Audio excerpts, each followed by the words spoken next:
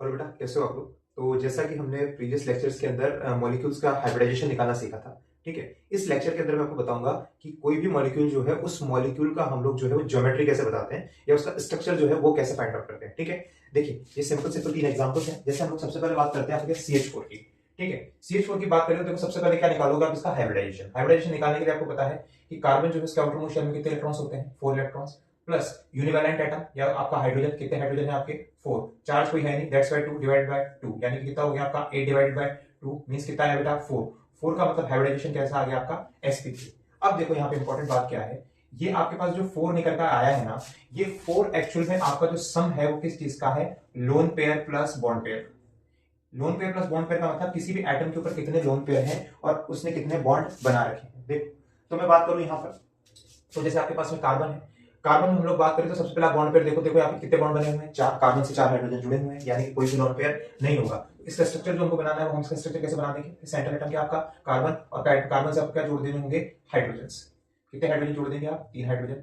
ये आपका जो है हाइब्रिडाइजेशन के अकॉर्डिंग अगर मैं बात करूं sp3, मतलब आपके पास में जो इसका ज्योमेट्री हो जाएगी वो कैसा हो जाएगा बेटा, टेट्राहेड्रल। कैसा हो जाएगा, टेट्राहेड्रल। देखो सेकंड एग्जांपल देखो, NH3 की बात करो, NH3 का भी सेम टू सेम वही प्रोसीजर। सबसे पहले हम इसका क्या निकालेंगे, हाइब्रिडाइजेशन। सेंट्रल मेटल एटम जो है उसमें कितने इलेक्ट्रॉन है, 5 इलेक्ट्रॉन, ठीक है। उसके बाद में हम लोग बात करें आपका यूनिवैलेंट एटम कितने हैं, 3। चार्ज कोई भी नहीं है, डिवाइड बाय 2 यानी कि 8 बाय 2, यानी कि बेटा कितना आया आपका 4। 4 का मतलब हाइब्रिडाइजेशन कैसा आपका sp3, ठीक है। sp3 हाइब्रिडाइजेशन जब भी आएगा तब हमेशा आपकी ज्योमेट्री कैसी होगी बेटा, टेट्राहेड्रल होगी। हम बात करें जो आपका 4 आया है, 4 दोबारा क्या है आपका lone pair plus bond pair का क्या है सम, ठीक है। अब देखो स्ट्रक्चर बनाते हैं, तो सबसे पहले तो आप सेंट्रल मेटल एटम बनाओ आपका, तो आपने क्या बनाया, नाइट्रोजन। नाइट्रोजन के पास में बॉन्ड पेयर कितने दिखाई दे रहे हैं आपको, 3। तो आप कुछ ना करके सीधा इसे क्या जोड़ दोगे, सबसे पहले 3 हाइड्रोजन, ठीक है।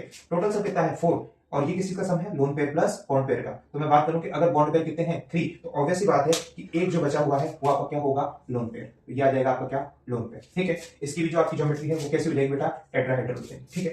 देखो H2O की बात करेंगे, H2O की बात करें तो H2O का हाइब्रिडाइजेशन अगर हम लोग निकालें तो यहाँ पे सेंट्रल मेटल एटम कौन है आपका, ऑक्सीजन, ठीक है।